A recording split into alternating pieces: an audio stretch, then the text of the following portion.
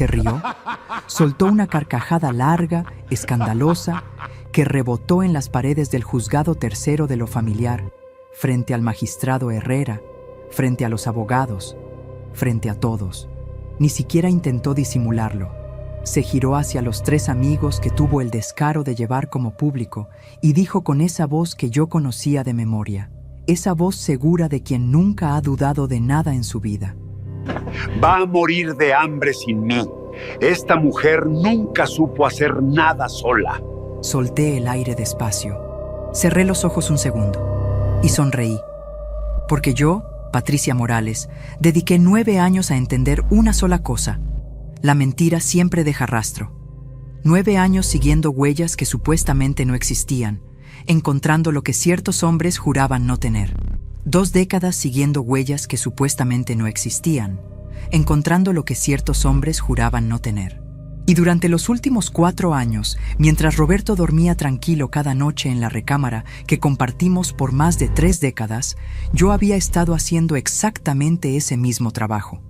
Pero esta vez, el rastro tenía su nombre. Cuando el magistrado Herrera abrió aquella carpeta beige que mi abogada, la licenciada Fuentes, había colocado sobre su escritorio 21 días antes, la sala cambió de temperatura. El silencio llegó primero al licenciado García, el abogado de Roberto. Luego llegó a los 3 amigos que reían todavía hace 30 segundos. Y por último, llegó a él. Vi su mandíbula tensarse. Vi cómo aquella sonrisa se fue apagando, lentamente, como una vela que alguien sopla sin prisa. Y comprendí en ese instante que 33 años de secretos guardados, los suyos y los míos, acababan de presentar su cuenta. Pero para entender lo que había dentro de esa carpeta, lo que el magistrado leyó en voz alta ante toda la sala, necesitas conocer quién era yo antes de que Roberto Salinas entrara en mi vida. Necesitas entender por qué guardé silencio durante tanto tiempo sobre algo que pudo haberlo cambiado todo mucho antes. Hay algo que nunca le conté a nadie, ni a mis hijos, ni a mi hermana. Algo que cargué sola durante más de 30 años y que ese día, por primera vez, dejé de cargar.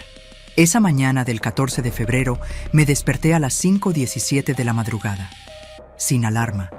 Hacía años que mi cuerpo no necesitaba una. Me senté al borde de la cama con los pies descalzos sobre el piso de losetas frías. Ese frío que sube despacio desde abajo y te recuerda, sin palabras, que estás viva. Afuera todavía no cantaban los pájaros. Solo había ese silencio denso, pesado, que tienen las ciudades en las horas más oscuras antes del amanecer, cuando el mundo entero parece estar esperando algo. Fui a la cocina. Puse el café. El olor lo llenó todo de inmediato. Ese aroma que había despertado esa misma cocina durante 36 años de mañanas. Tomé la primera taza entre las manos y sentí el calor traversándome los dedos poco a poco, como una promesa pequeña. El café tenía ese sabor ligeramente amargo que a mí siempre me gustó solo, sin azúcar, igual que lo tomaba mi madre. Y por un segundo, nada más por un segundo, quise que fuera una mañana cualquiera. Que no hubiera juzgado, que no hubiera carpeta, que no hubiera nada de lo que había descubierto. Pero ese pensamiento duró muy poco. El cielo afuera comenzaba a ponerse de ese color gris azulado que no tiene nombre exacto, ese color de las cosas que están a punto de cambiar. En el corredor, las fotos de siempre miraban desde la pared. Nuestra boda, el bautizo de Emilio, la primera comunión de Carmen, las vacaciones en Veracruz cuando los niños todavía eran niños y el mundo todavía nos parecía simple. Me detuve frente a la foto de nuestra boda. Roberto con 26 años, yo con 25, el ramo blanco entre las manos, los dos mirando a la cámara con esa sonrisa que uno pone cuando cree que todo está comenzando bien.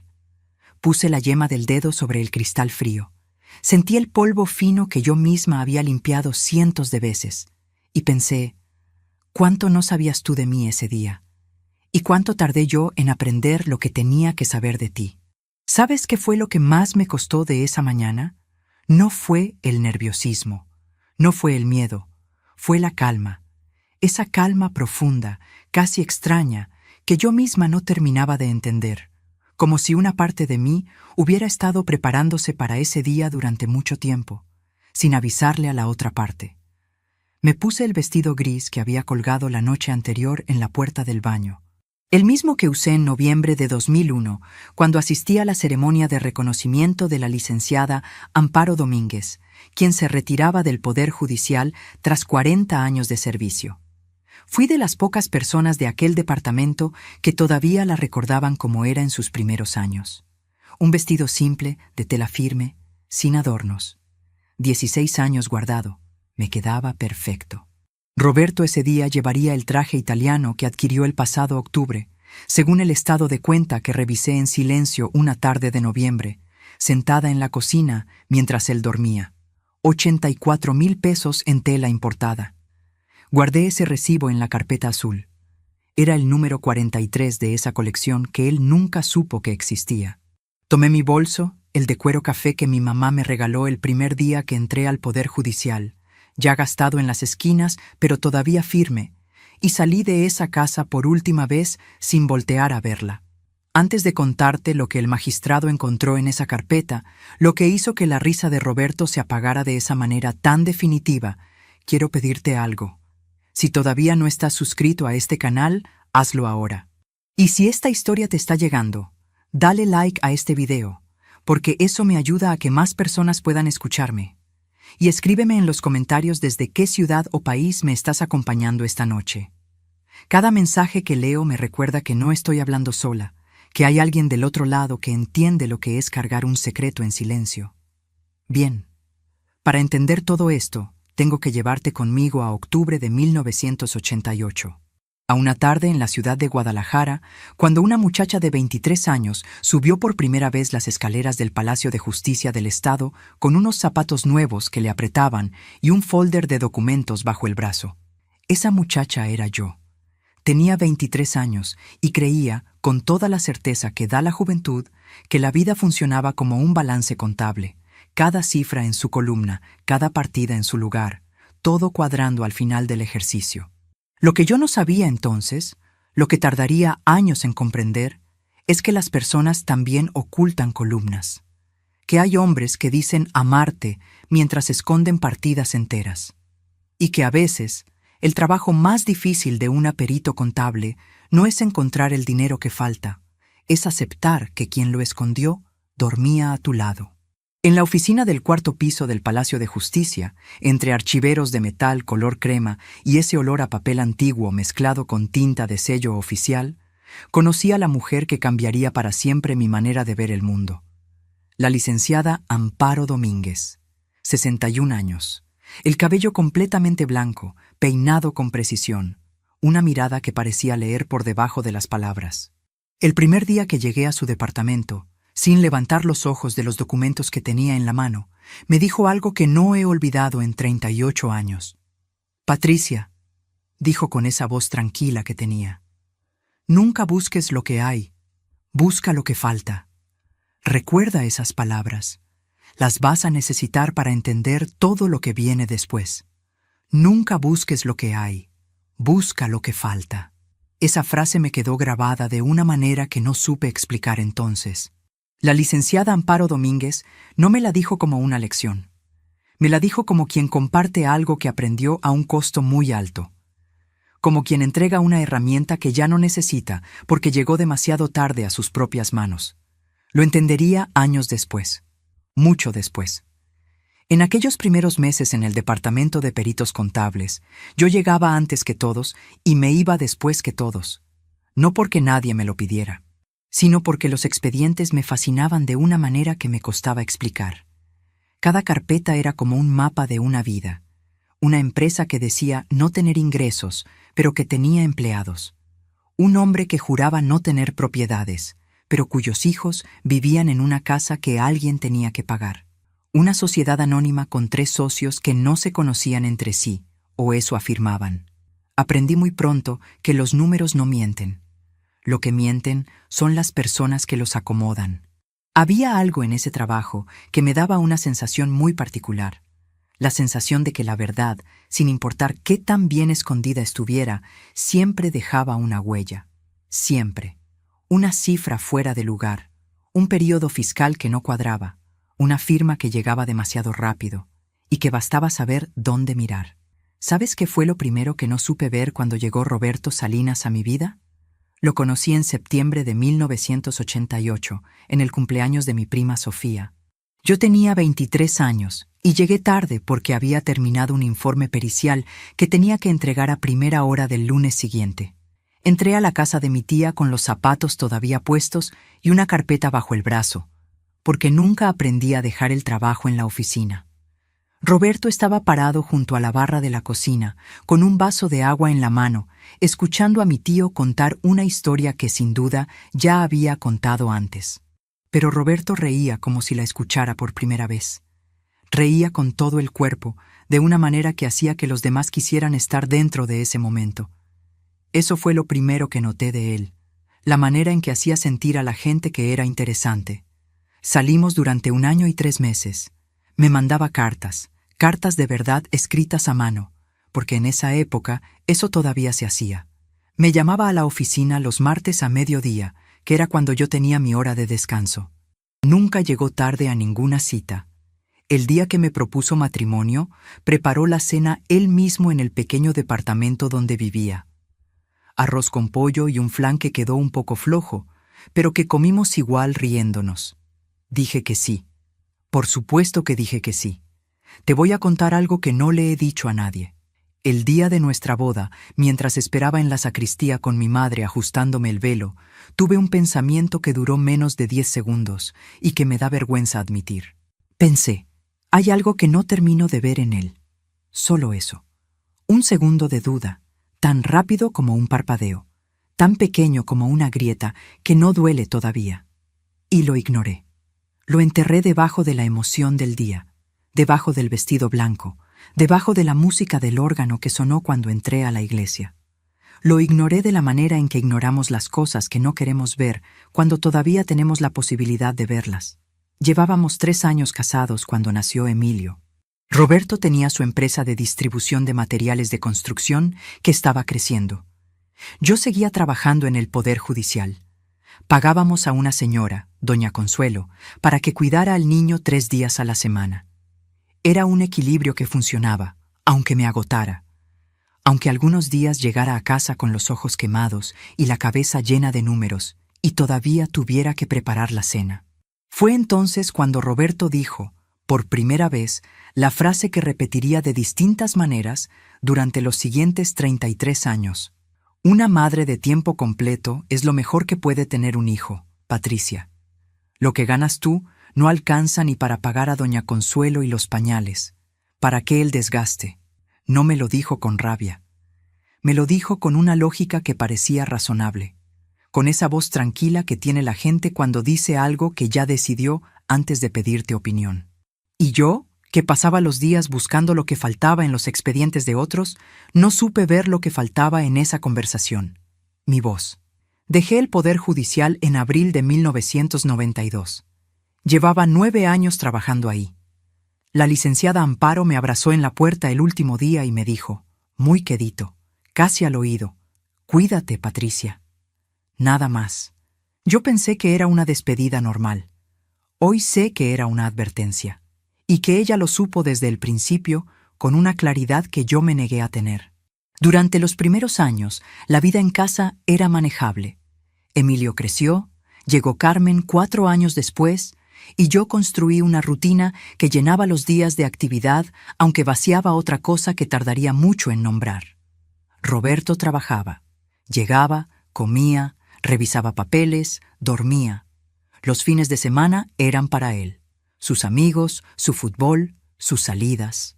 Yo organizaba los cumpleaños, las reuniones de la escuela, las citas con el médico, la Navidad, Semana Santa, los viajes de la familia que siempre planeé yo sola.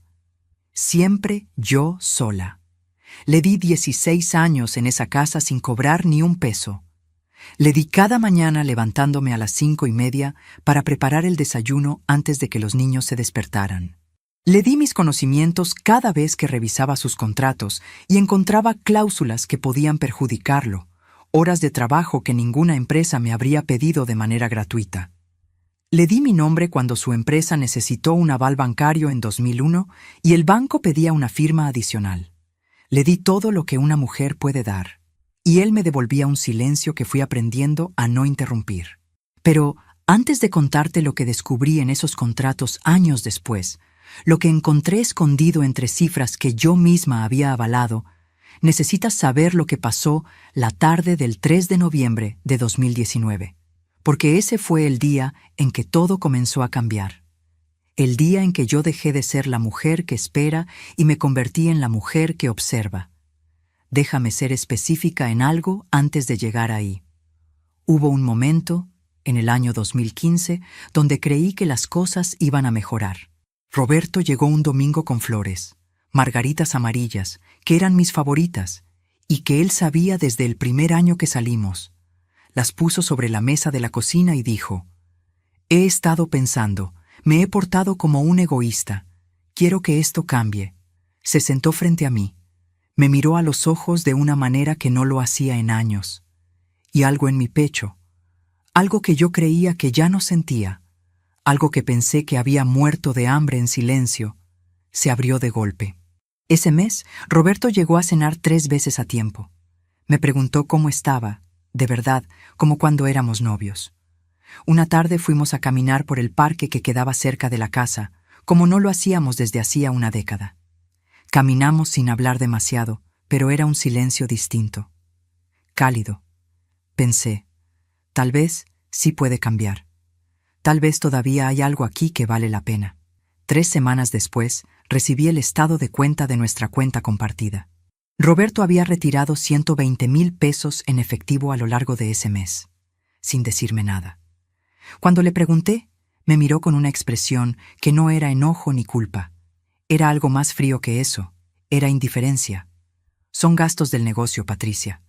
Esas cosas no son para que tú te preocupes. Se levantó de la mesa. Siguió viendo su programa de televisión. Y yo me quedé sentada con el estado de cuenta en la mano, sintiendo ese frío que no venía del aire acondicionado. Sintiendo también una náusea muy específica, la de quien reconoce que fue ingenua cuando no tenía derecho a hacerlo. Guardé ese estado de cuenta en el cajón de mi buró esa noche. No sé exactamente por qué. Fue un impulso, algo que venía de años de trabajo en el Poder Judicial, ese reflejo de no tirar nada que pudiera tener relevancia. Era el primer papel, el primero de muchos. Lo que todavía no sabía entonces era que Roberto llevaba mucho más tiempo ocultando cosas de lo que yo imaginaba. Y que las flores de ese domingo no habían sido un gesto de arrepentimiento, habían sido una distracción. Voy a llevarte al 3 de noviembre de 2019, un domingo, las 4:17 de la tarde. Ese día Roberto tenía reunión con sus socios en un restaurante del centro.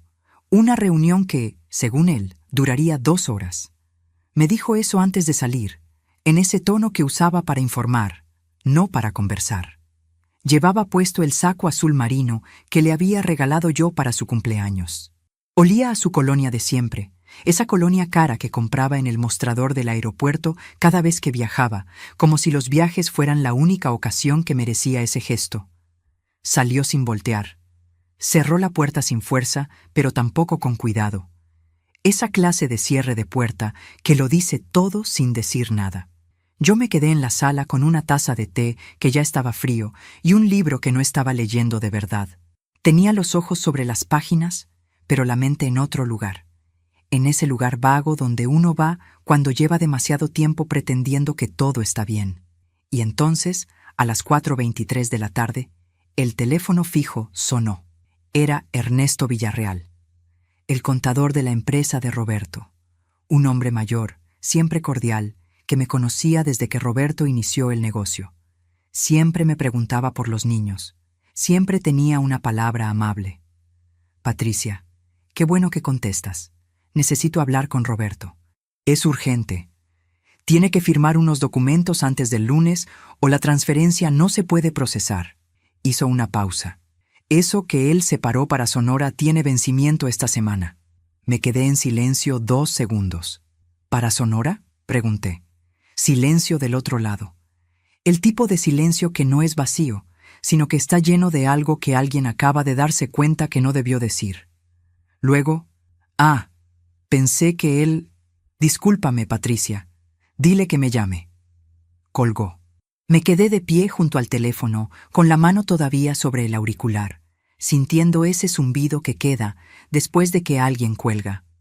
El silencio de la casa de repente era distinto, más denso. Eso que se paró para Sonora. En 21 años de matrimonio, nunca, ni una sola vez, Roberto me había mencionado nada relacionado con Sonora. Ningún negocio, ningún cliente, ninguna propiedad. Ni de pasada, ni en una conversación, ni en una de esas cenas donde él hablaba de la empresa como si yo no tuviera nada que aportar. Fui a su estudio, algo que casi nunca hacía, porque Roberto había establecido desde el principio que ese era su espacio, y yo, sin que nadie me lo dijera directamente, lo había aceptado como una regla más. Entré sin encender la luz grande, solo con la del pasillo que llegaba desde afuera. Sobre su escritorio había una carpeta café con el logo de su empresa. La abrí. Las primeras páginas eran facturas normales, proveedores que yo conocía, números que reconocí de los contratos que él me pedía revisar cuando le convenía. Pero debajo, entre 2 hojas de papel membretado, había un documento de 2 páginas, una escritura, un terreno de 4,000 metros cuadrados en el municipio de Cajeme, Sonora, registrado a nombre de Roberto Salinas Montoya, fecha de adquisición, febrero de 2017. Precio de compra, 1,800,000 pesos, 2 años atrás. Cuando él me decía que la empresa estaba en números rojos y que no podíamos cambiar el coche porque el dinero estaba muy difícil, no grité, no llamé a nadie. Las manos no me temblaron. Tomé mi teléfono y fotografié cada hoja de ese documento con una calma que me sorprendió a mí misma. Esa calma que no viene de la frialdad, sino de los años, de saber exactamente qué hacer cuando encuentras lo que no debería estar ahí. Después volví a acomodar todo exactamente como estaba. Apagué la luz y cerré la puerta del estudio con el mismo cuidado con que se cierra algo que todavía no ha terminado de revelar todo lo que guarda. Fui a la cocina. Calenté el té, y cuando Roberto llegó a las 8:45 de la noche oliendo a vino tinto, le dije, «Te llamó Ernesto, dice que lo llames». Él asintió, me dio la espalda. Y yo lo miré caminar por el pasillo con los ojos de un perito contable que por fin había dejado de mirar para el lado equivocado. Esa noche, antes de dormirme, abrí el cajón del buró y puse las fotos del documento junto al estado de cuenta de 2015. Los 2 papeles. El principio de algo que todavía no sabía exactamente cómo terminaría, pero que sí, que yo lo sabía en el fondo, terminaría en un juzgado. Faltaban todavía 4 años y 3 meses para ese martes en que el magistrado Herrera abriría esa carpeta beige. Pero esa noche, en aquella recámara oscura con Roberto dormido a mi lado, respirando con esa tranquilidad que tiene la gente que no cree que nadie la está mirando, algo se acomodó dentro de mí de una manera muy definitiva, como cuando una cerradura hace clic. ¿Sabes qué fue lo más difícil de esos 4 años? No fue descubrir las cosas. Fue convivir con lo que había descubierto sin mostrar nada. Sentarme a desayunar frente a él todas las mañanas, escuchar sus planes, responder sus preguntas con la misma voz de siempre, sonreír en la cena de Navidad con los niños, mantener todo exactamente igual en la superficie, mientras por dentro yo estaba construyendo algo metódicamente, con paciencia, con la misma disciplina que aprendí en el departamento de peritos contables, algo que él ni imaginaba. En marzo de 2020, cuando el encierro de la pandemia nos metió a los 2 en la misma casa sin posibilidad de salir, pensé que eso sería lo que nos destruiría, que las paredes terminarían por hacer lo que los años no habían podido. Pero no fue así. Fue lo contrario. En aquellos primeros meses, Roberto y yo encontramos una rutina que de alguna manera funcionó. Él cocinaba los sábados. Yo ponía música mientras él lo hacía. Una tarde vimos una película juntos en el sillón, como no lo hacíamos desde años. Y Roberto se rió, una risa genuina, esa risa de antes que yo reconocía todavía, aunque hubiera pasado mucho tiempo desde la última vez que la escuché. Y me miró y dijo: «Qué raro que a veces tengas que quedarte sin salida para recordar lo que tienes en casa». Sentí algo calentarse en el pecho. Algo que no quería sentir pero que estaba ahí. Algo que, con todo lo que ya sabía, no tenía ningún derecho de estar ahí, y sin embargo estaba. Durante 3 semanas en abril de 2020, creí que quizás me había equivocado en algo. Que quizás el terreno en Sonora tenía una explicación que yo no había querido escuchar porque no le había dado la oportunidad de darla. Que quizás lo de los retiros de dinero era descuido, no intención. Roberto llegó un viernes con tamales de la señora que vivía en la esquina, los que a mí me gustaban desde siempre, los de rajas con queso que ella hacía los viernes desde que yo tenía memoria. Me dijo: «Los vi y pensé en ti». Me los dijo de pasada, sin drama, sin ese gesto exagerado de quien intenta convencer. Como quien dice algo simple y verdadero. Y yo quería creerle. Dios mío, que quería creerle. Porque es más fácil creer que seguir cargando sola con lo que sabes. 2 semanas después, encontré, doblado dentro de una revista de negocios en su cajón, un contrato de arrendamiento. Un departamento en la colonia Roma de la Ciudad de México, arrendado a nombre de Roberto Salinas Montoya desde enero de 2019. Renta mensual, 18,500 pesos al mes. 14 meses de pagos al momento en que yo lo encontré. 259,000 pesos que habían salido de algún lugar que yo no conocía, de alguna rendija de un negocio que yo misma había avalado con mi nombre. No lloré.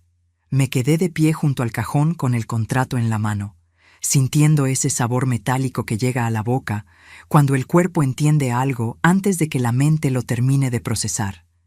El mismo sabor que uno siente cuando el auto derrapa en la lluvia y por un segundo no sabe a dónde va.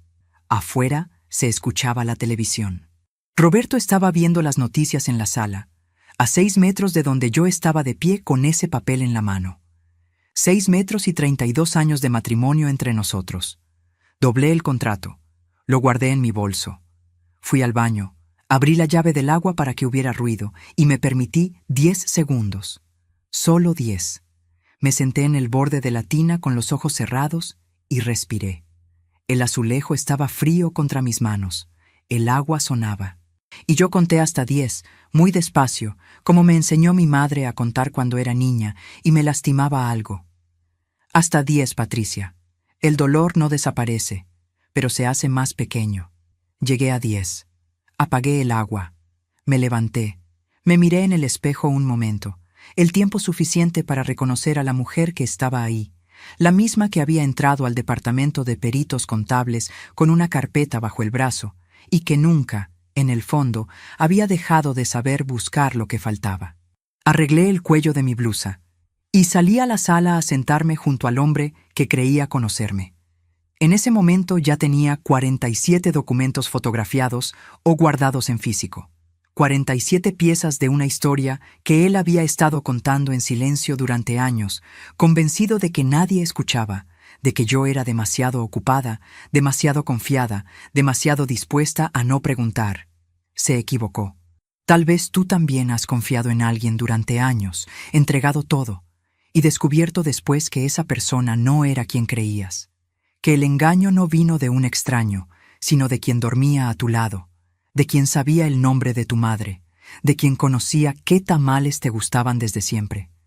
Si alguna vez viviste algo así, escríbemelo en los comentarios. Necesito saber que no fui la única. Que hay mujeres, y también hombres, que cargaron este mismo peso en silencio durante meses, durante años, sonriendo en las cenas de Navidad con el corazón partido en dos. Me encantaría leerte. Y ahora déjame contarte lo que descubrí en enero de 2021. Porque eso sí que no me lo esperaba. Eso fue lo que cambió todo. Enero de 2021. El 8 de enero, para ser exacta. Un viernes. Ese día Roberto llegó a casa pasadas las 9 de la noche con una energía distinta. No era la energía del cansancio, ni la del mal humor, que yo conocía bien, que podía leer desde el sonido de sus pasos en el pasillo antes de que abriera la puerta. Era otra cosa. Algo más liviano, casi alegre, que él intentaba disimular con normalidad, envolviéndolo en gestos ordinarios, como si lo ordinario pudiera esconder lo que estaba debajo. Entró a la cocina, abrió el refrigerador, sacó agua, me preguntó si había comido. Todo muy ordinario. Pero sus ojos brillaban de una manera que yo no le había visto en años, no en mí, no en esa casa. Tuve una buena junta, dijo, como explicándose a sí mismo, como quien necesita justificar una alegría que no debería tener testigos. Qué bueno, respondí yo. Se fue a bañar. Y yo me quedé en la cocina escuchando el agua correr, pensando en esos ojos que brillaban, en esa energía liviana que él había traído de algún lugar que no era esta casa, en el departamento de la colonia Roma, que costaba 18,500 pesos al mes. El agua sonaba igual que siempre. Todo sonaba igual que siempre. Y sin embargo, nada lo era. Esa noche esperé a que se durmiera.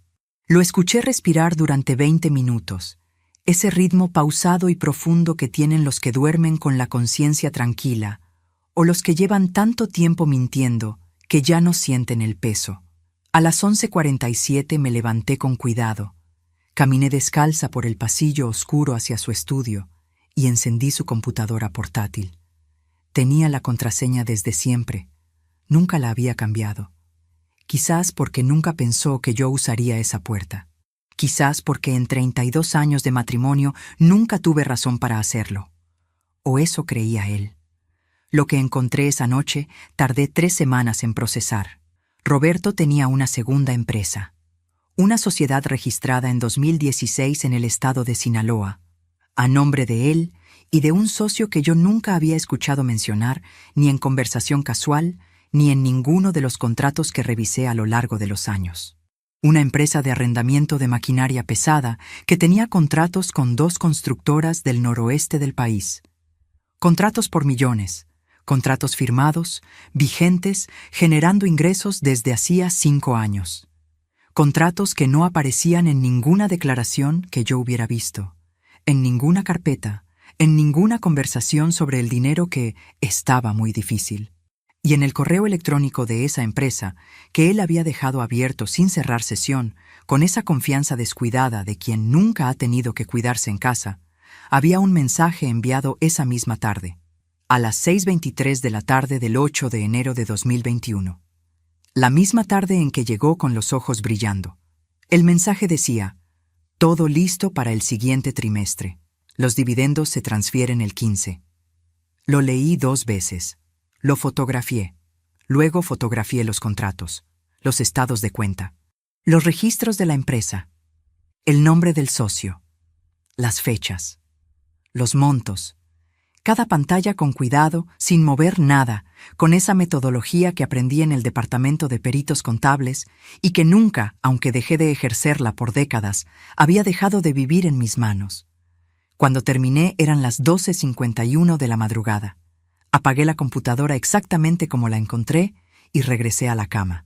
Me acosté boca arriba en la oscuridad, con el techo encima y Roberto respirando a mi lado, ajeno a todo, tranquilo como siempre. Pensé en los 9 años que pasé en el Poder Judicial rastreando patrimonios ocultos, buscando lo que faltaba en las carpetas de otros, buscando lo que faltaba en las carpetas de otros. Pensé en la licenciada Amparo diciéndome: nunca busques lo que hay, busca lo que falta. Pensé en mi nombre firmando el aval bancario en 2001, con una pluma que él puso en mi mano como quien pone una herramienta en la mano de alguien que no va a preguntar para qué sirve. En los años que dejé de trabajar, en los días de las madres que pasé cocinando para una familia que llegaba tarde o no llegaba, en el Día de las Madres de 2018, cuando preparé pozole desde las 7 de la mañana, puse la mesa con el mantel bordado que fue de mi mamá. Acomodé los vasos de vidrio que guardaba para las ocasiones. Esperé hasta las 2 de la tarde y Roberto llegó a las 4 con el aliento a cerveza y dijo: se nos fue el tiempo en casa de la mamá de Fernanda. No me vayas a reprochar. No rechinó una silla. No se escuchó un ruido. Solo el olor del pozole ya frío y esa frase flotando en el aire de la cocina como humo que no termina de disiparse. Ese recuerdo llegó completo esa noche de enero, acostada en la oscuridad. Y con él llegaron los demás. todos los que había guardado sin saberlo, uno encima del otro, con fecha y hora, como documentos en un cajón que nunca se tiró, porque alguna parte de mí siempre supo que iban a ser necesarios. Le di ese Día de las Madres. Le di los fines de semana de 15 años sin quejarme. Le di mi firma en ese aval. Le di mi silencio cuando retiraba dinero sin explicación. Le di mi presencia en cada cena de negocios donde yo era la esposa y nada más, la que sonreía, la que no interrumpía, la que sabía más de números que cualquiera en esa mesa y nunca lo dijo. Le di mis conocimientos cada vez que revisé sus contratos sin cobrarle un peso. Le di todo lo que tenía, y él utilizó cada cosa que le di para construir algo que no incluía mi nombre. Algo que, desde el principio, estaba diseñado para que yo nunca lo viera. Lloré esa noche, no en silencio. Metí la cabeza en la almohada y lloré de una manera que no había llorado desde que murió mi madre. Un llanto profundo, de los que no se pueden controlar, de los que no piden permiso, de los que limpian algo que llevaba demasiado tiempo acumulado sin nombre ni lugar donde caber. Roberto no se movió. Siguió durmiendo con ese ritmo pausado de siempre. A la mañana siguiente me levanté a las 5:22. Hice el café, puse el desayuno, corté fruta, acomodé los vasos, doblé la servilleta como lo hacía desde hacía 30 años. Cuando Roberto bajó a las 7:15, yo ya estaba sentada en la mesa con la taza entre las manos y la cara completamente tranquila. Él me miró una fracción de segundo, como quien busca algo en el rostro de otra persona sin saber exactamente qué, como quien tiene un presentimiento que no puede articular. No encontró nada. «Buenos días», dije. «Buenos días», respondió. Y desayunamos en silencio, igual que siempre. El café humeaba. El sol entraba por la ventana de siempre. Todo estaba exactamente en su lugar. En marzo de 2021, la licenciada Rosario Fuentes entró en mi vida. Me la recomendó mi amiga de toda la vida, Elena, que supo antes que nadie lo que estaba pasando, porque Elena lleva 40 años conociéndome y sabe cuándo guardo algo detrás de los ojos. Rosario tenía 54 años, 28 de experiencia en derecho familiar y un despacho pequeño en el tercer piso de un edificio sin elevador, con libreros que llegaban al techo y una planta de potos que crecía sin control sobre el archivero. La primera vez que la visité, llevé conmigo una carpeta azul con 82 documentos ordenados por fecha, foliados, con separadores de color por categoría. Ella los revisó durante 40 minutos sin decir una sola palabra, sin expresión de sorpresa ni de juicio, solo leyendo, con esa concentración tranquila de quien ha visto muchas historias parecidas y sabe que cada una tiene su propia forma de terminar. Cuando terminó, levantó los ojos y me dijo: «Patricia, ¿cuánto tiempo llevas preparando esto?» «Poco más de un año», le respondí. Ella asintió despacio, como quien recibe una respuesta que confirma algo que ya calculó. «Necesitamos más. Vamos a necesitar valuaciones, un perito independiente y tiempo. Tiempo real. ¿Puedes seguir?» «Llevo 32 años siguiendo», le dije. «Año y medio más no me va a detener. Fueron 16 meses de trabajo en paralelo. Yo vivía mi vida de siempre en esa casa. Desayunos, comidas, conversaciones sobre el clima, los hijos, las noticias, la inflación, el vecino que había remodelado su jardín. Roberto nunca notó nada. O si notó algo, lo atribuyó a cualquier otra cosa, al cansancio, a la edad, a ese estado vago que él siempre llamaba tus cosas. Los hombres que se sienten seguros rara vez buscan señales de peligro donde siempre ha habido tranquilidad. Es una forma de ceguera que ellos mismos construyen. Fue en agosto de 2022 cuando llegó el momento que más me costó de todo este proceso. No la noche de la computadora. No el contrato del departamento en la Roma. Esto. Emilio, mi hijo mayor, me llamó un domingo para decirme que él y su esposa Fernanda habían decidido celebrar el cumpleaños de Roberto en un restaurante el siguiente sábado. Un restaurante en la zona nueva de la ciudad, de esos con iluminación tenue y cartas sin precios marcados, donde la gente va a verse, no solo a comer. Claro, dije. ¿Qué necesitan que lleve yo? Nada, mamá, solo ven. Esa noche, sin que nadie me lo pidiera, sin que nadie lo esperara, sin que hubiera ninguna razón lógica para hacerlo, excepto la que yo llevaba dentro desde siempre, fui a la pastelería de la señora Carmen, la misma donde comprábamos los pasteles de cumpleaños de los niños desde que eran chicos, la misma que olía a vainilla y mantequilla desde la puerta, la misma señora con el delantal de flores que me conocía por mi nombre. Pedí el pastel de siempre. 3 pisos, betún de cajeta, las letras en azul marino porque ese era el color favorito de Roberto, porque yo todavía sabía eso, porque esas cosas no se olvidan aunque uno quisiera. 380 pesos. Lo pagué con mi propio dinero, de lo poco que yo manejaba. El sábado llegué al restaurante con el pastel en una caja blanca y me encontré con algo que no esperaba. En la mesa, junto a Roberto, sentada en el lugar que siempre fue el mío en las reuniones familiares, ese lugar que nadie me había quitado formalmente porque nadie nunca me había dicho nada formalmente, estaba una mujer de unos 40 años que yo nunca había visto. Cabello oscuro, traje sastre color hueso, una tranquilidad en el cuerpo de quien ya lleva tiempo sintiéndose en casa en los lugares donde llega. Esa tranquilidad específica de quien no tiene nada que esconder porque otros lo esconden por ella. Emilio se levantó a recibirme con una sonrisa demasiado ensayada, de esas que los hijos practican cuando están atrapados entre 2 verdades que no saben cómo nombrar.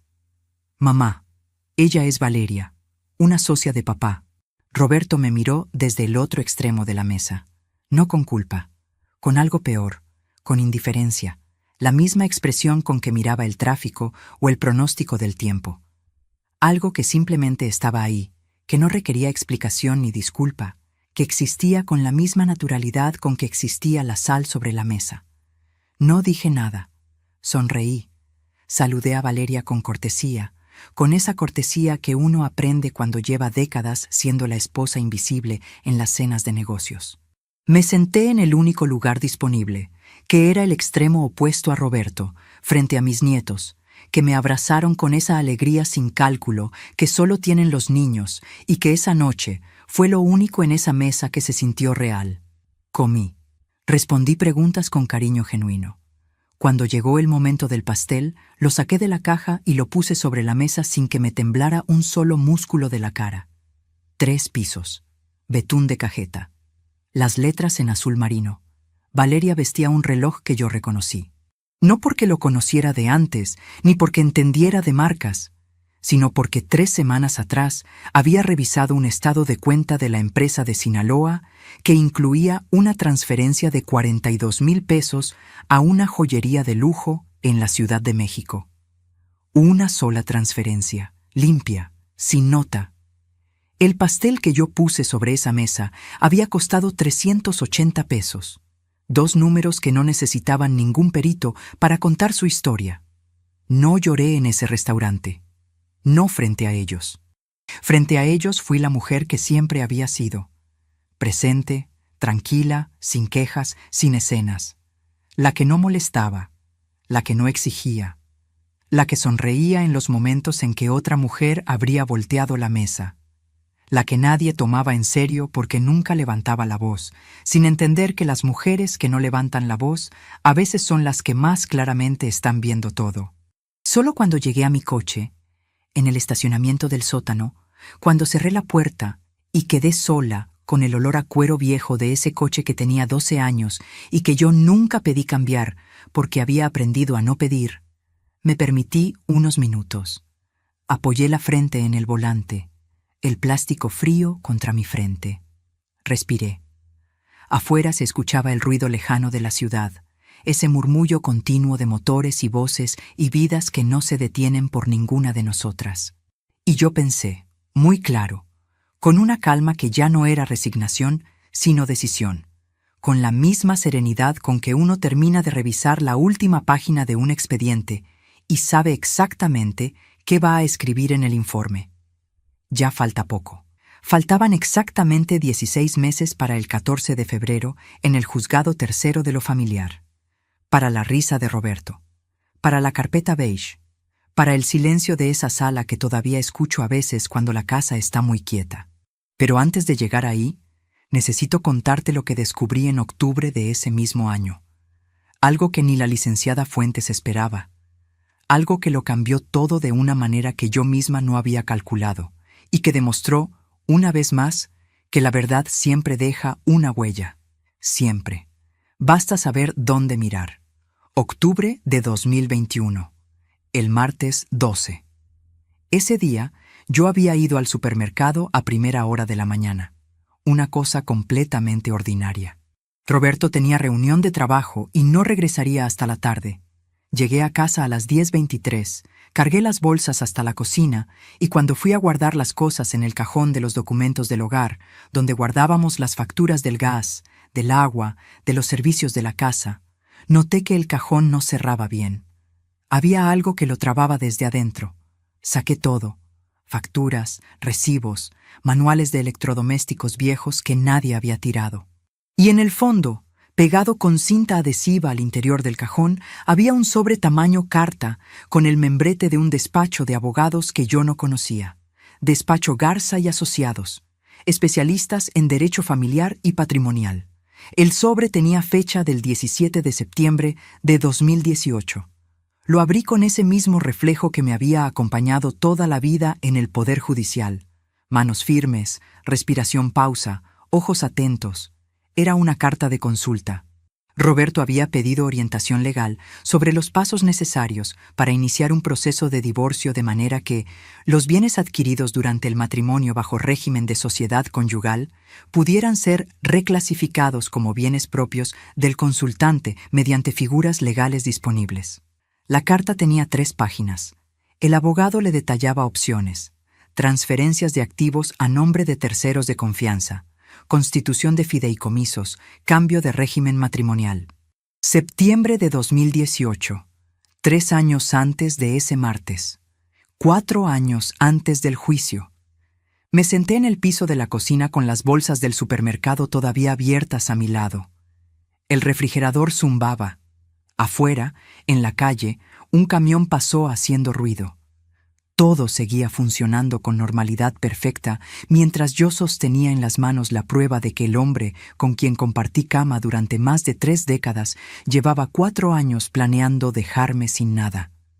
No un impulso, no una decisión tomada en un mal momento, una estrategia, calculada, documentada, con fecha y membrete de abogado. 4 años mintiéndome, 4 años cocinando, conviviendo, durmiendo bajo el mismo techo, mientras él ya sabía exactamente lo que iba a pasar. Lo fotografié todo. Guardé el sobre exactamente como lo encontré, pegado con la misma cinta en el fondo del cajón. Volví a meter todo lo demás encima. Cerré el cajón. Puse las cosas del supermercado en su lugar. Hice la comida. Cuando Roberto llegó a la 1:40 del mediodía, le serví su plato. Me senté frente a él y le pregunté cómo había ido la reunión. Me contó algo sobre un proveedor del norte. Yo asentí. Le ofrecí más arroz. Él dijo que no, que ya estaba bien. Se limpió la boca con la servilleta, se levantó y dijo: estuvo buena la comida. Se fue a su estudio, y yo recogí los platos con las manos completamente quietas. Esa tarde llamé a la licenciada Fuentes desde mi coche, estacionada a 2 cuadras de la casa, con el motor apagado y la ventanilla cerrada. Le describí lo que había encontrado. Hubo un silencio largo del otro lado de la línea. Luego escuché que ella tomaba aire. «Patricia», dijo, «esto cambia el caso por completo». Sí, lo cambiaba todo. Porque la diferencia entre un esposo que decide divorciarse y un esposo que durante 4 años transfiere activos, consulta abogados y planifica metódicamente dejar a su cónyuge sin patrimonio, no es una diferencia de intención. Es una diferencia de categoría legal. Era fraude patrimonial conyugal. Porque yo había pasado 9 años de mi vida aprendiendo exactamente cómo se documenta eso. Los siguientes meses fueron los más intensos del proceso. La licenciada Fuentes contrató a un perito evaluador independiente para los bienes raíces. Yo preparé un informe paralelo con toda la documentación que había reunido desde 2019. 116 documentos para entonces, organizados en 4 carpetas separadas por categoría. Bienes inmuebles no declarados, movimientos bancarios irregulares, la empresa de Sinaloa, la carta del despacho Garza y Asociados. 116 documentos. 4 años de trabajo hecho en silencio, en los márgenes de una vida que continuaba su rutina de siempre. Déjame hacer una pausa aquí un momento. Mientras te cuento todo esto, pienso en cuántas personas pueden estar escuchándome desde lugares muy distintos. Si me estás acompañando desde tu ciudad, escribe su nombre en los comentarios. No importa si es una ciudad grande o un pueblo pequeño. Para mí es muy importante saber hasta dónde llegan estas palabras. Escríbela ahí abajo. Te voy a leer. Bien, sigamos. En diciembre de 2021, la licenciada Fuentes presentó la solicitud formal de divorcio contencioso. Ese fue el momento en que Roberto supo que algo pasaba. Me llamó al celular a las 6:48 de la tarde del 3 de diciembre, mientras yo estaba en casa de mi amiga Elena tomando café. Su voz era diferente. Por primera vez en muchos años, yo le escuché algo que se parecía a incertidumbre. Patricia, ¿qué es esto? ¿Por qué con abogado contencioso? Podemos hablar. Podemos arreglarlo entre nosotros. Reconocí esas palabras. Las había escuchado antes, con distintas formas, en distintos momentos. Eran las palabras que usaba cuando algo se le escapaba del control. Ya hablamos mucho, Roberto, le dije. Ahora hablan los documentos. Colgué. Elena me miró desde el otro lado de la mesa. No dijo nada. Me apretó la mano una vez, fuerte, y siguió tomando su café. A veces el mejor apoyo es exactamente ese. Alguien que no necesita decirte nada porque ya lo sabe todo. Los meses siguientes, Roberto intentó varias cosas. Primero, a través de Emilio, propuso una solución amigable. Él se quedaría con la casa y los bienes del negocio. Yo recibiría una pensión mensual que él fijaría según lo que considerara justo. Cuando la licenciada Fuentes leyó esa propuesta, sonrió de una manera que no necesitó explicación. Luego, en marzo de 2022, Roberto cambió de abogado. Llegó el licenciado Mondragón, conocido en los juzgados familiares de la ciudad por sus estrategias de desgaste. Comenzaron a solicitar prórrogas, documentos adicionales, verificaciones de fechas. Querían que el proceso se alargara, que yo me cansara, que los costos me agotaran. No me cansé, y no me agotaron. Porque durante esos meses de espera, mientras el proceso se extendía con cada maniobra del licenciado Mondragón, yo seguía haciendo algo que nadie veía. Cada vez que se presentaba un nuevo requerimiento, yo ya tenía la respuesta lista antes de que ellos terminaran de formular la pregunta. La licenciada Fuentes me dijo una tarde, riéndose un poco: «Eres la cliente mejor preparada que he tenido en 28 años de ejercicio». «Es que fui buena en mi trabajo», le respondí. Lo que el licenciado Mondragón no sabía, lo que Roberto no imaginaba, era que cada maniobra dilatoria que presentaban me daba más tiempo para completar algo que yo todavía no había terminado. Algo que la licenciada Fuentes tampoco conocía en su totalidad. Una última pieza que cambiaría el alcance de todo lo que habíamos construido. Una pieza que yo había comenzado a armar en silencio desde septiembre de 2020 y que estaría lista justo a tiempo. Solo faltaban 5 meses para el 14 de febrero. 5 meses para el juzgado tercero, para la risa de Roberto frente al magistrado Herrera, para esa carpeta beige que nadie más que yo y la licenciada Fuentes sabía exactamente lo que contenía. Pero antes de contarte cuál era esa última pieza, necesitas saber lo que pasó la noche del 31 de enero de 2023, 13 días antes del juicio. Porque esa noche Roberto cometió el error más grande de todos. Un error que yo no busqué, que llegó solo. Como llegan algunas cosas cuando el tiempo lleva demasiado tiempo trabajando a tu favor sin que lo sepas. El 31 de enero de 2023, las 11:14 de la noche, 13 días antes del juicio. Yo estaba en la habitación que había sido nuestra recámara durante más de 30 años, pero que desde que presentamos la demanda en diciembre de 2021 era solo mía. Roberto había tomado la recámara de huéspedes sin que nadie se lo pidiera, como si él también supiera que ya no había vuelta atrás. Estaba leyendo, o intentando leer, con la lámpara encendida y el libro abierto pero los ojos en el techo, cuando escuché voces abajo. Roberto estaba en la sala, hablando por teléfono, no en voz baja. Me levanté sin hacer ruido. Caminé descalza hasta el pasillo y me detuve en la oscuridad de las escaleras, donde la voz llegaba con claridad desde abajo. Para el 14, ya todo tiene que estar listo. Asegúrate de que el traspaso esté firmado antes del viernes. Pausa. No me importa lo que diga ella o su abogada. Para cuando el juez vea los papeles, los bienes ya no van a estar a mi nombre. Otra pausa. Claro que va a apelar. Déjala. Para entonces ya no hay nada que recuperar. Me quedé inmóvil en las escaleras. El piso de madera estaba frío bajo mis pies. La oscuridad del pasillo olía a esa mezcla de casa de siempre, a madera y a ese detergente que yo había comprado en el mismo supermercado durante 30 años. Todo igual, todo completamente igual. Y sin embargo, regresé a la recámara sin hacer ruido. Cerré la puerta con suavidad. Me senté en el borde de la cama y tomé mi teléfono. Eran las 11:17 de la noche. Le envié un mensaje a la licenciada Fuentes. Necesito hablar mañana a primera hora, urgente. Apagué la lámpara. Me acosté en la oscuridad con los ojos abiertos y sonreí. Porque Roberto, en esa llamada telefónica hecha a las 11 de la noche en su propia sala, creyéndose solo en la casa, acababa de darme algo que ni yo ni la licenciada Fuentes teníamos todavía: la confesión de su intención, grabada, en mi teléfono, porque yo había pulsado el botón de grabación a los 4 segundos de escuchar la primera frase. 22 años en el Poder Judicial te enseñan a reaccionar rápido. A las 7:52 de la mañana del 1 de febrero, la licenciada Fuentes escuchó el audio en su despacho sin decir una sola palabra.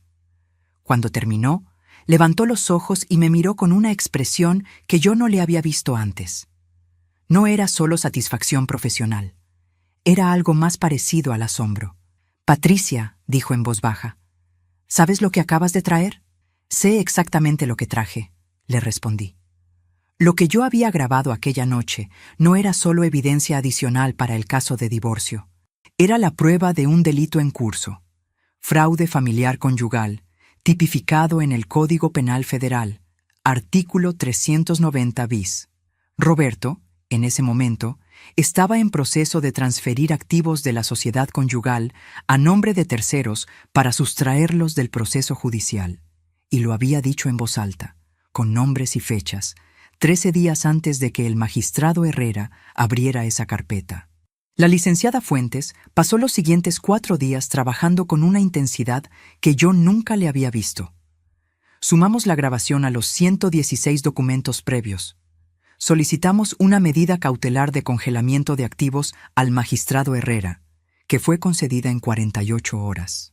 El viernes 3 de febrero, cuando Roberto llegó a firmar ese traspaso que había mencionado en la llamada, el notario le informó que los bienes estaban sujetos a medida cautelar judicial y que ninguna transacción era posible hasta resolución del caso. No estuve ahí para verlo.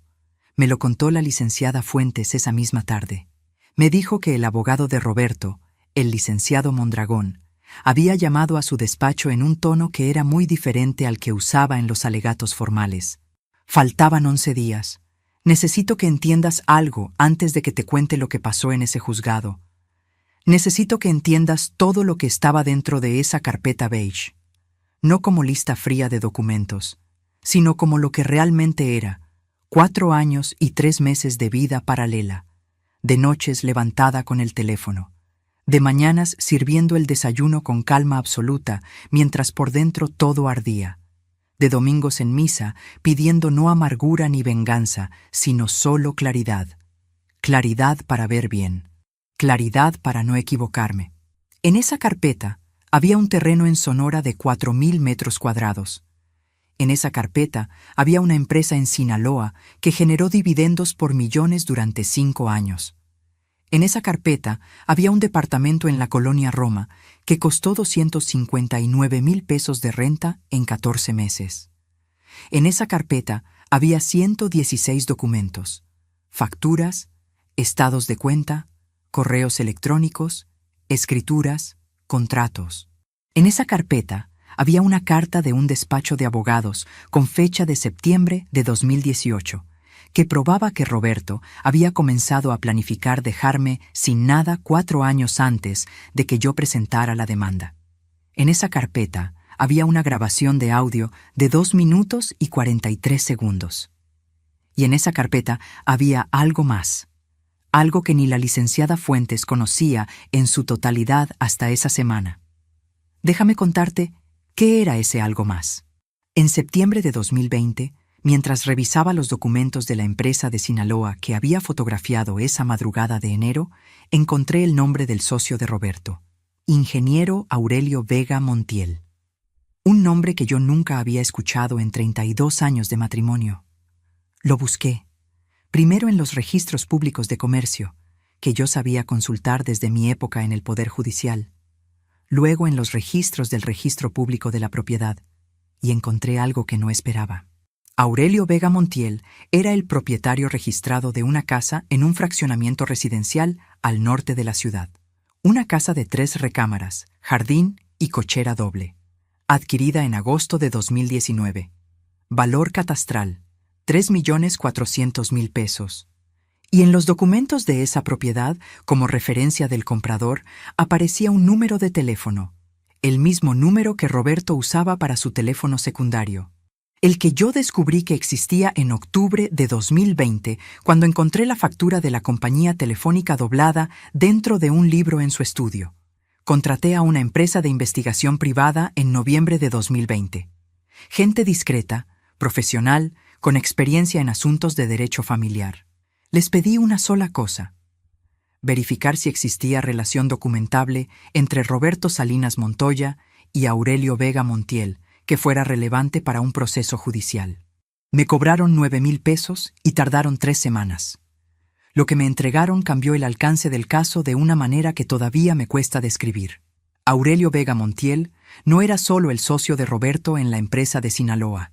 Era el nombre con que Roberto había registrado activos por valor de más de 8 millones de pesos durante los últimos 6 años.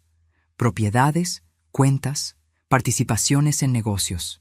8 millones de pesos de la sociedad conyugal que habían sido transferidos a ese nombre mientras Roberto me decía que el dinero estaba difícil.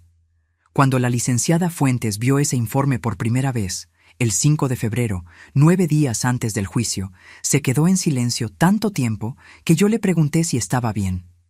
«Estoy bien», me dijo. «Estoy calculando». Esa tarde trabajamos hasta las 9 de la noche en su despacho, reorganizando la estructura del caso. La carpeta beige que yo había preparado durante 4 años ahora tenía una sección adicional.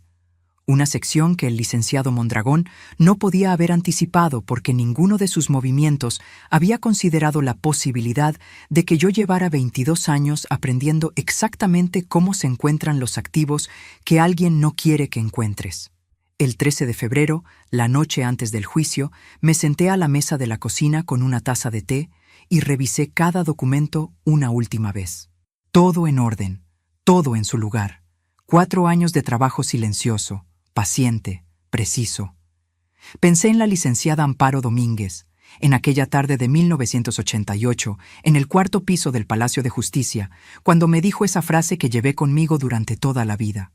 Nunca busques lo que hay, busca lo que falta. Yo había buscado lo que faltaba y lo había encontrado todo. Me levanté, lavé la taza, apagué la luz de la cocina y subí a dormir. Mañana sería el día. El 14 de febrero de 2023. Las 8:47 de la mañana.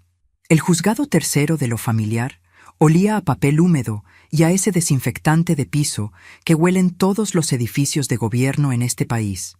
Ese olor limpio y frío que yo conocía desde hacía más de 30 años. Las luces de neón del pasillo zumbaban levemente. Ese zumbido constante que uno deja de escuchar después de los primeros minutos, pero que está siempre ahí, Mis zapatos hacían ese sonido seco y preciso sobre el piso de mosaico. La licenciada Fuentes caminaba a mi lado con su portafolio negro bajo el brazo y una expresión completamente neutral que yo ya sabía leer. Concentración total. Llevaba el vestido gris, el mismo de 2007. El mismo que había colgado en la puerta del baño la noche anterior. Roberto ya estaba en el pasillo cuando llegamos, de pie junto a la pared del fondo, con el traje italiano azul marino. A su lado, el licenciado Mondragón hablaba en voz baja.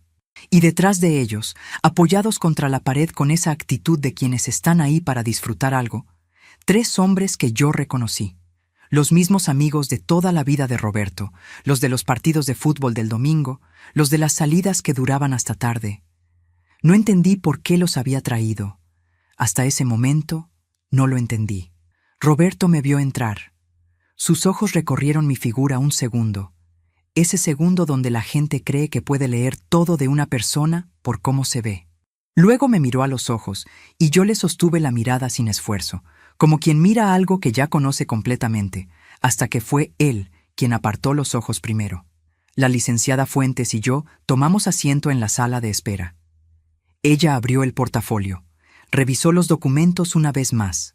Todo en orden, todo en su lugar. A las 9:03, la secretaria del juzgado nos indicó que el magistrado Herrera nos recibiría. Entramos todos. Roberto, el licenciado Mondragón, sus 3 amigos que se acomodaron en las sillas del fondo como si fuera un espectáculo. La licenciada Fuentes y yo, del otro lado de la sala. El magistrado Herrera entró a las 9:07. Un hombre de unos 60 años, cabello canoso, expresión de quien lleva décadas viendo exactamente esta clase de situaciones sin que ninguna lo sorprenda. Se sentó. Acomodó sus papeles. Y antes de que pudiera decir la primera palabra, Roberto se inclinó hacia el licenciado Mondragón y le susurró algo. Mondragón asintió. Y entonces Roberto hizo algo que yo no esperaba. Se giró hacia sus amigos sin ningún disimulo y soltó esa carcajada. Esa carcajada larga y segura que retumbó en las paredes de aquella sala del juzgado tercero de lo familiar. Y dijo, con esa voz que usaba cuando estaba completamente seguro de sí mismo, «Va a morir de hambre sin mí». Esta mujer nunca supo hacer nada sola. El magistrado Herrera levantó los ojos de sus papeles. Yo bajé la cabeza y sonreí. Porque en ese momento yo sabía exactamente lo que había en esa carpeta beige que la licenciada Fuentes tenía entre las manos. Y Roberto no tenía idea. El magistrado Herrera comenzó con los formalismos del procedimiento: verificación de identidades, confirmación de representación legal, lectura de los puntos principales de la demanda. El licenciado Mondragón intervino en 2 ocasiones con objeciones de forma que el magistrado desestimó sin demasiado interés. La sala olía a papel y a ese café aguado que alguien había preparado en algún lugar del edificio. El aire acondicionado estaba demasiado frío. Yo podía sentir el frío en las manos, las mismas manos que mantuve completamente quietas sobre mi regazo durante todo ese tiempo. Entonces llegó el momento. La licenciada Fuentes se puso de pie con ese movimiento tranquilo y profesional que tenía. Colocó la carpeta beige sobre el escritorio del magistrado y dijo: «Con la venia del magistrado, presentamos el conjunto de pruebas documentales en apoyo a la demanda, incluyendo evidencia de fraude patrimonial conyugal bajo el artículo 390 bis del Código Penal Federal, bienes inmuebles y activos no declarados por valor superior a los 8 millones de pesos, y evidencia de premeditación documentada desde 1900. Septiembre de 2018. El magistrado Herrera abrió la carpeta y la sala quedó en silencio. No fue un silencio gradual, fue inmediato, como cuando alguien apaga el sonido de un cuarto lleno de gente. El licenciado Mondragón se inclinó hacia adelante. Sus ojos recorrieron la primera página, luego la segunda. Vi cómo su mandíbula se tensaba levemente, ese movimiento pequeño que hacen las personas cuando leen algo que no esperaban leer. Los 3 amigos de Roberto dejaron de moverse en sus sillas. Y Roberto, que 30 minutos antes reía con esa carcajada segura que había llenado el pasillo. Roberto, que había traído público para ver cómo yo salía de ese juzgado sin nada. Roberto miraba la carpeta desde su lugar con una expresión que yo nunca le había visto en 36 años. No era enojo, no era sorpresa. Era algo más primitivo que eso. Era el reconocimiento de que algo que creía completamente bajo su control no lo estaba. El magistrado Herrera pasó las páginas con calma profesional.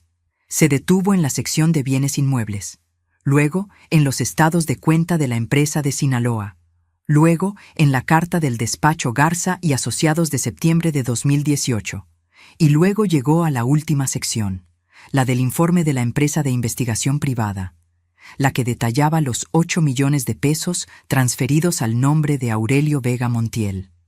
Levantó los ojos. Miró al licenciado Mondragón.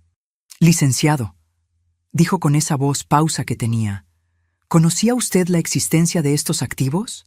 El licenciado Mondragón carraspeó. «Magistrado, con todo respeto, algunos de estos documentos requieren verificación de autenticidad antes de...»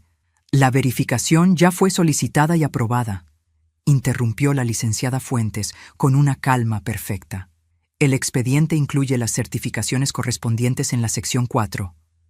El magistrado Herrera regresó a la carpeta. Encontró la sección 4. Leyó. Luego hizo algo que yo no esperaba. Dejó los documentos sobre el escritorio, se recargó levemente en su silla y miró a Roberto directamente. No con hostilidad, con esa mirada específica que tienen los magistrados cuando han visto demasiadas veces la misma historia y ya no necesitan hacer muchas preguntas.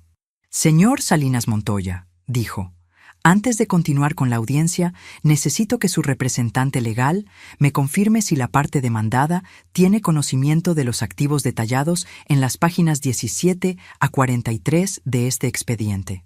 El licenciado Mondragón se inclinó hacia Roberto. Vi cómo le decía algo en voz muy baja. Vi cómo Roberto movía ligeramente la cabeza. Vi cómo Mondragón volvía a hablar. Era una conversación de 15 segundos que duró lo que una eternidad. Mondragón se incorporó. Aclaró la voz. «La parte demandada, magistrado, solicita un receso para consultar con su representación legal». El magistrado Herrera miró su reloj. Luego miró la sala. Sus ojos pasaron por los 3 amigos de Roberto sentados en el fondo, que ahora miraban el piso con una incomodidad que era visible desde donde yo estaba. Volvió a Roberto y dijo con esa voz que no subía ni bajaba: «Concedo 15 minutos». Se levantó y salió por la puerta lateral. La sala quedó casi vacía. Mondragón tomó del brazo a Roberto y lo llevó hacia el pasillo con pasos rápidos. Los 3 amigos intercambiaron miradas entre ellos. Uno de ellos me miró un segundo antes de apartar los ojos. La licenciada Fuentes se sentó a mi lado y habló en voz baja sin mirarme. «Va a pedir conciliación». «Lo sé», le respondí. «¿Qué quieres hacer?» Miré hacia la puerta por donde había salido el magistrado Herrera. Respiré el aire frío de esa sala que olía a papel húmedo y a desinfectante y a 36 años de algo que llegaba a su fin. «Que los documentos hablen», dije. Para eso los reuní. El magistrado Herrera regresó exactamente a los 15 minutos. Las 9:51 de la mañana. Se sentó. Acomodó sus papeles con ese movimiento metódico de quien ha repetido el mismo gesto miles de veces. Miró a ambos lados de la sala. Y entonces dijo algo que yo no esperaba que dijera en ese momento. Antes de continuar con la audiencia, esta magistratura necesita pronunciarse sobre la naturaleza de la documentación presentada por la parte actora. Levantó la carpeta beige. La sostuvo un momento como quien sopesa algo. El conjunto de pruebas aportadas excede en alcance los términos del divorcio contencioso original. Lo que esta carpeta documenta, si las pruebas son verificadas como auténticas, constituye presuntos actos de fraude patrimonial conyugal bajo el artículo 390 bis del Código Penal Federal, así como ocultación sistemática de bienes de la sociedad conyugal durante un periodo no menor a 6 años. Hizo una pausa. Esta magistratura tiene la obligación de turnar copia del expediente al Ministerio Público. La sala volvió a quedarse en silencio. Pero esta vez era un silencio distinto al de antes.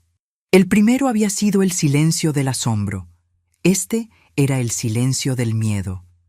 Vi cómo Roberto, que hasta ese momento había mantenido cierta rigidez en la postura, algo parecido a la compostura, se desplomó levemente hacia adelante, apenas unos centímetros, como cuando una estructura pierde un punto de apoyo que nadie veía, pero que sostenía todo. El licenciado Mondragón se puso de pie.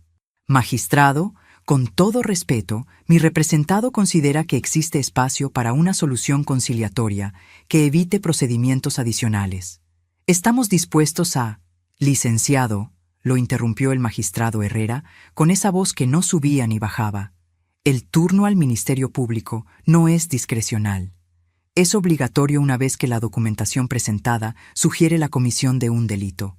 Eso no es negociable en esta sala. Mondragón se sentó. Yo mantuve las manos quietas sobre el regazo. El aire acondicionado seguía estando demasiado frío. El zumbido de las luces de neón seguía ahí, ese sonido que uno deja de escuchar, pero que nunca desaparece. Y yo pensé, con una claridad que sorprendía incluso, que esto era exactamente lo que la licenciada Amparo Domínguez había querido decirme aquel día de 1988, cuando me dijo que me cuidara. No como advertencia sobre Roberto, porque Roberto no existía todavía en mi vida, como advertencia sobre la vida misma, sobre lo que pasa cuando uno deja de buscar lo que falta. El magistrado Herrera continuó con la audiencia. Durante los siguientes 40 minutos se leyeron los términos de la demanda, se verificaron los documentos en presencia de ambas partes y se estableció el calendario de resolución. Cada vez que el licenciado Mondragón intentaba introducir una objeción, la licenciada Fuentes respondía con la página exacta del expediente que la refutaba. Era como ver a alguien jugando ajedrez contra quien ya conoce cada movimiento posible del tablero. En un momento, el magistrado Herrera llegó a la sección de la empresa de Sinaloa. Preguntó al licenciado Mondragón si la parte demandada confirmaba o negaba la existencia de esa empresa. Mondragón respondió que su representado necesitaba tiempo para revisar la documentación. El magistrado anotó algo en su expediente sin comentario adicional. Luego llegó a la grabación de audio. Esta magistratura ha revisado la transcripción certificada del audio presentado como prueba, dijo. La parte demandada tiene algo que declarar respecto al contenido de esta grabación del 31 de enero del presente año. El licenciado Mondragón volvió a inclinarse hacia Roberto. Esta vez la conversación duró más. Vi las expresiones de los dos. Vi a Mondragón hablar con esa velocidad controlada de quien está calculando en tiempo real. Vi a Roberto escuchar con los ojos fijos en el escritorio del magistrado. Uno de los tres amigos del fondo se levantó despacio y salió de la sala sin decir nada. Luego salió el segundo. El tercero miró a Roberto una vez, con una expresión que no era lealtad, sino incomodidad, y también se fue.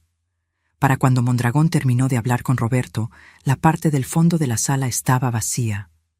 Roberto levantó los ojos. Me miró. Era la primera vez en toda la mañana que me miraba de verdad. No con el vistazo de antes, cuando intentaba leerme desde la distancia. Esta vez me miraba como quien finalmente ve algo que llevaba mucho tiempo frente a él sin reconocerlo. No aparté los ojos. No sonreí. No hice nada.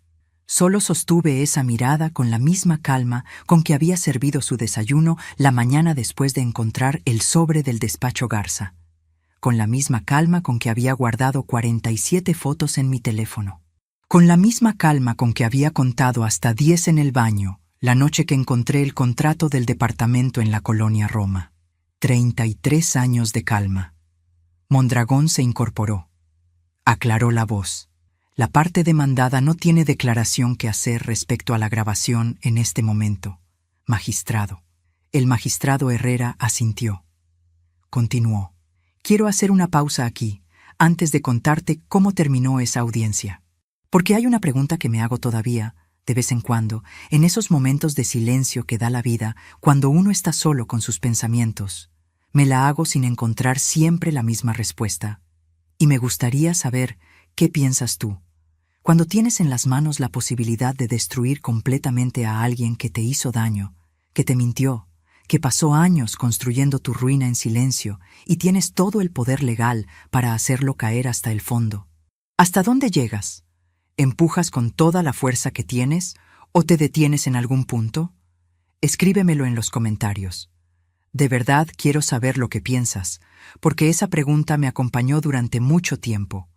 Porque yo, Patricia Morales, con 116 documentos y una grabación de audio y un informe de investigación privada y la obligación del magistrado de turnar el caso al Ministerio Público, tenía en ese momento más poder del que Roberto había tenido nunca sobre mí. Más del que él imaginó que yo podría tener jamás cuando se rió en ese pasillo. Y elegí usarlo con precisión, no con crueldad. La licenciada Fuentes y yo habíamos hablado de esto la noche anterior, en mi cocina, con las tazas de té entre las manos. Le dije lo que quería. Ella me escuchó.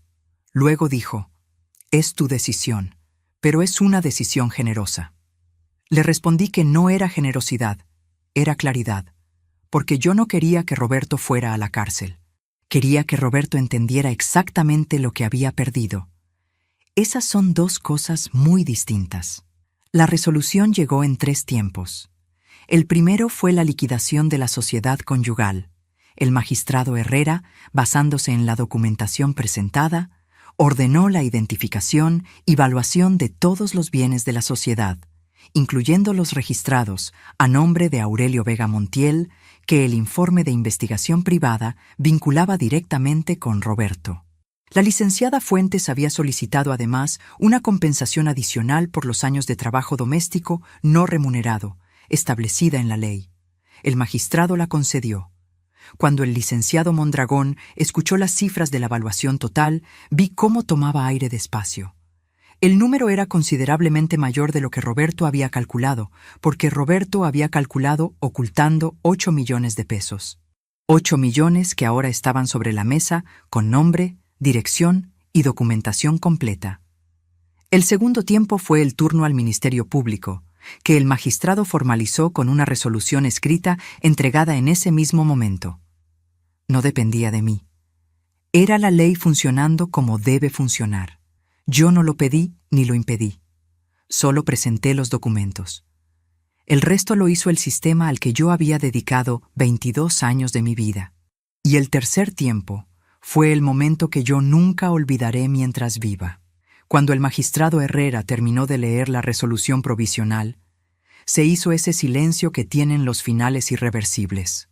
El licenciado Mondragón recogía sus papeles con movimientos que ya no tenían la seguridad de antes. La licenciada Fuentes me miró y asintió con una sola vez. Ese gesto pequeño y completo que no necesita palabras. Roberto se levantó de su silla despacio. No miró a nadie en particular.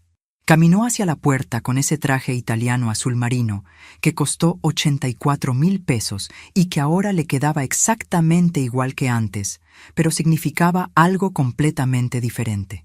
Cuando llegó a la puerta, se detuvo. No sé por qué se detuvo. No lo planeó, eso era evidente. Se giró y me miró una última vez desde la puerta. No dijo nada. Yo tampoco. No hacía falta. 36 años de cosas no dichas ya tenían su carpeta. Ya tenían su magistrado. Ya tenían su resolución. Roberto salió. La licenciada Fuentes esperó a que la puerta se cerrara y luego puso su mano sobre mi brazo. ¿Estás bien? Respiré el aire frío de esa sala que olía a papel húmedo y a desinfectante y a 33 años que llegaban a su fin. Afuera, en el pasillo, se escuchaban pasos. El zumbido de las luces de neón seguía ahí, igual que siempre. Sí, le dije, estoy bien. Y era la verdad más completa que había dicho en mucho tiempo. Salí del juzgado tercero de lo familiar a las 11:23 de la mañana del 14 de febrero. El sol de febrero pegaba con esa claridad específica que tiene el invierno cuando decide ser amable. Me detuve un momento en las escaleras del edificio. Respiré el aire de afuera, que olía a ciudad y a exhaust de coche, y a algo vagamente dulce que venía de la panadería de la esquina que nunca cerraba. El cielo estaba completamente azul. Un azul limpio, sin nubes, de los que parecen recién lavados. Pensé en mi madre. en ese bolso de cuero café que me regaló el primer día que entré al Poder Judicial, ya gastado en las esquinas, pero todavía firme. Pensé en la licenciada Amparo Domínguez diciéndome que me cuidara. Pensé en 38 años de trabajo silencioso, de mañanas tempranas, de documentos y carpetas y números que no mienten, aunque las personas sí lo hagan. Bajé las escaleras del juzgado con mis zapatos, haciendo ese sonido seco y preciso sobre el concreto. Y seguí caminando. Han pasado 2 años y 3 meses desde aquella mañana del 14 de febrero en el juzgado tercero de lo familiar. Vivo en un departamento en el 3er piso de un edificio de la colonia que siempre me gustó y donde nunca viví porque Roberto prefería otra zona de la ciudad. Tiene una ventana grande en la sala que da hacia un parque. Por las mañanas, cuando preparo el café, entra una luz que a estas horas del año es dorada y horizontal. Esa luz que tiene el amanecer cuando decide ser generoso. Me gusta ese departamento de una manera que no tiene nada que ver con su tamaño ni con sus acabados. Me gusta porque cada cosa que hay en él la elegí yo. La resolución del caso tomó 9 meses en total. Los bienes de la sociedad conyugal fueron identificados, valuados y liquidados con la participación del perito independiente que contrató la licenciada Fuentes. El terreno en Sonora, la empresa de Sinaloa, el departamento de la colonia Roma, los activos registrados a nombre de Aurelio Vega Montiel. Todo. La compensación adicional por los años de trabajo doméstico no remunerado fue reconocida por el magistrado tal como la ley establece. El expediente que el magistrado Herrera turnó al Ministerio Público sigue su proceso por los cauces que le corresponden. Eso ya no depende de mí. Emilio me llamó en marzo del año siguiente. Fue una conversación larga, de esas que empiezan despacio y terminan diciendo cosas que llevaban tiempo esperando ser dichas. Hablamos 2 horas. No todo quedó resuelto en esa llamada. Algunas cosas necesitan más tiempo que una conversación. Pero fue el principio de algo que todavía estamos construyendo, con cuidado, sin prisa. Carmen me visita los jueves, trae a los niños. Llenamos la cocina de ese ruido que tienen los niños cuando están cómodos en un lugar, ese ruido que es la mejor clase de música que existe. No guardo rencor. No lo digo como virtud ni como ejemplo. Lo digo porque es lo que encontré cuando llegué al fondo de todo esto y miré. El rencor no estaba. Creo que lo fui gastando despacio, durante 4 años de madrugadas con el teléfono en la mano y documentos sobre la mesa. Cuando llegué al juzgado, ya no me quedaba ninguno. Solo quedaba claridad. Pero hay algo que prometí contarte, algo que guarda el centro de todo lo que viví. Hace unos meses, revisando papeles viejos en unas cajas que no había abierto desde la mudanza, encontré una carta. Una carta que la licenciada Amparo Domínguez me escribió en abril de 1992, el mes en que dejé el Poder Judicial. La había guardado sin leer, no sé por qué. O sí sé, pero es difícil de explicar. Hay cartas que uno guarda sin abrirlas, porque en algún lugar sabe que todavía no está listo para lo que dicen. La leí sentada junto a la ventana grande, con la taza de café entre las manos y la luz de la tarde entrando de lado. La licenciada Amparo Domínguez me contaba en esa carta que ella había pasado por algo muy similar 20 años antes de conocerme. Un matrimonio que duró 16 años. Un hombre que creía que ella no sabía nada. Documentos que ella también reunió en silencio, con esa paciencia que da el oficio. Y un día en un juzgado, mucho antes de que yo llegara al Poder Judicial, en el que ella salió sola por unas escaleras de concreto, con el sol en la cara, y supo que había recuperado algo que nadie le podía quitar. Eso fue lo que me enseñó, sin decírmelo directamente. No los procedimientos, no los artículos del código. Me enseñó que una mujer que sabe dónde mirar, que aprende a buscar lo que falta, que mantiene la calma cuando el mundo espera que se rompa, esa mujer no pierde. Aunque parezca que pierde, aunque la dejen sola, aunque alguien se ría en un pasillo creyendo que ha ganado algo. Al final de la carta, la licenciada Amparo escribió una frase que no he olvidado desde que la leí esa tarde. Patricia, el día que entiendas para qué guardaste este silencio, entenderás también lo que siempre supiste de ti misma. Esa tarde la entendí. Le di 33 años de mi vida a alguien que nunca me vio de verdad. Le di mis mañanas, mis conocimientos, mi firma, mis silencios. Le di la dignidad de no destruirlo cuando pude hacerlo. Le di, sin saberlo, la oportunidad de que la historia terminara de una manera que yo puedo mirar sin vergüenza.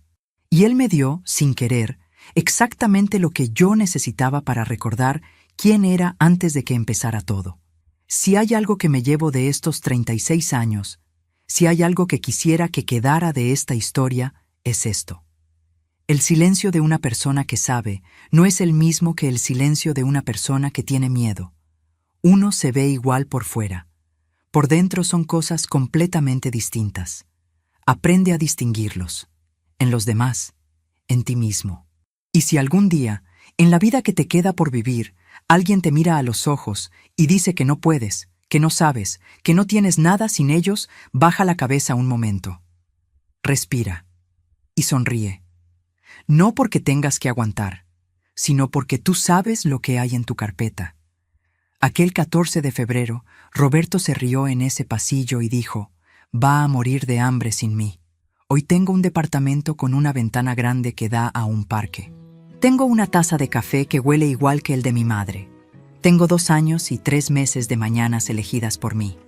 Y tengo, por primera vez en mucho tiempo, el peso exacto y suficiente de saber quién soy. No me morí de hambre. Empecé a vivir».